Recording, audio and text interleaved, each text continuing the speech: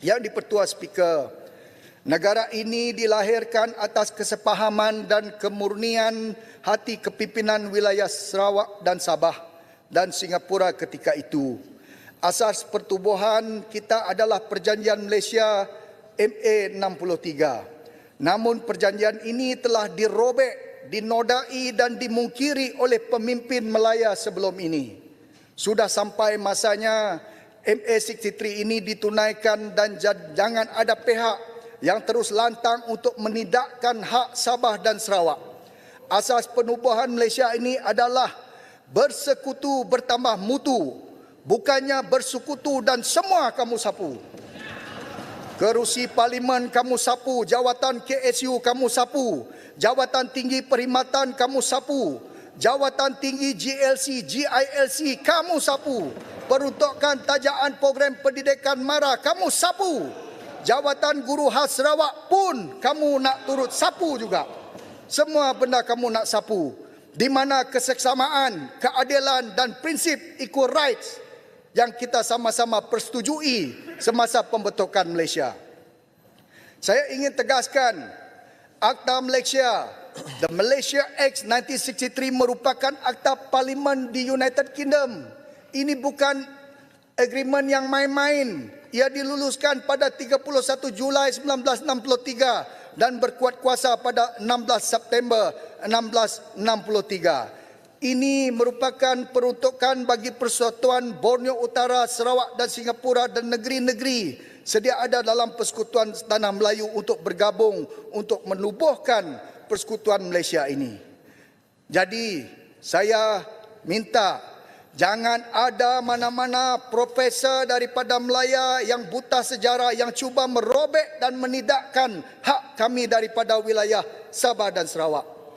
Pemimpin Melaya sebelum ini terbukti tidak jujur, tidak menghormati perjanjian MX63. Poin 14 MX63, sektor kesihatan dan pendidikan harus dikembalikan kepada Sarawak. Poin 15, perlindungan perlembagaan ataupun constitutional safeguard, tiada pindaan atau penarik balikan mana-mana perlindungan khas yang diberi kepada Sarawak tanpa persetujuan kerajaan Sarawak. Itu pun, that's also Malaya leaders before this bulldoze it in parliament to deny the right of Sarawak and Sabahan dengan izin. Sebab itu, hak kerusi 35% kerusi Dewan Rakyat harus ditunaikan oleh kerajaan Madani ini supaya menjadi semak dan imbang lantas melindungi perlembagaan daripada diubah untuk terus merobek hak Sarawak dan Sabah. Dalam poin 16, perwakilan di parlimen ini harus mengambil kira bukan sahaja populasi Sarawak tetapi juga saiz dan potensinya dalam apa jua keadaan. Tidak boleh kurang daripada Sabah dan Singapura ketika itu. Oleh itu, inilah asas persefahaman 35% kerusi Dewan Rakyat adalah milik Sabah dan Sarawak setelah ketiadaan Singapura. Malah, dewasa ini lebih dahsyat.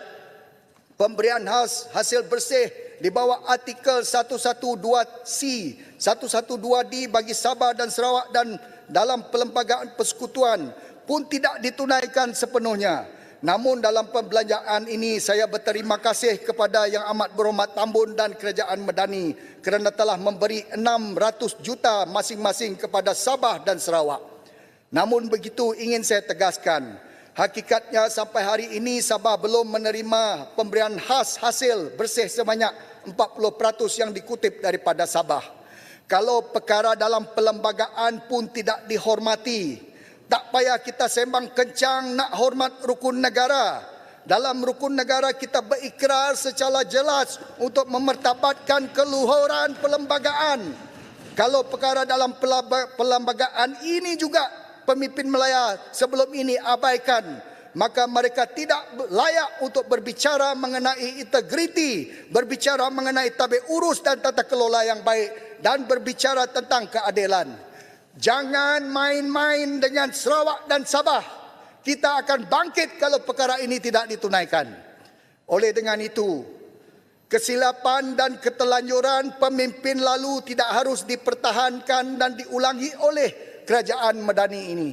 Saya percaya kerajaan Madani mempunyai empati, mempunyai simpati dan hormati hak Sabah dan Sarawak. Saya percaya kerajaan Madani ini berhemah, berintegriti dan hormat hak orang lain. Saya percaya kepimpinan kerajaan pimpinan Madani yang dipimpin oleh Yang Amat Berhormat Tambun berbeza dengan kepimpinan Melaya sebelum ini. Maka dengan itu, saya merayu supaya hasrat MA63 ini dilaksanakan sepenuhnya demi kemajuan Sarawak dan Sabah. Kalau Sarawak dan Sabah maju, Malaysia semestinya memaju dan akan membantu negeri-negeri yang lain.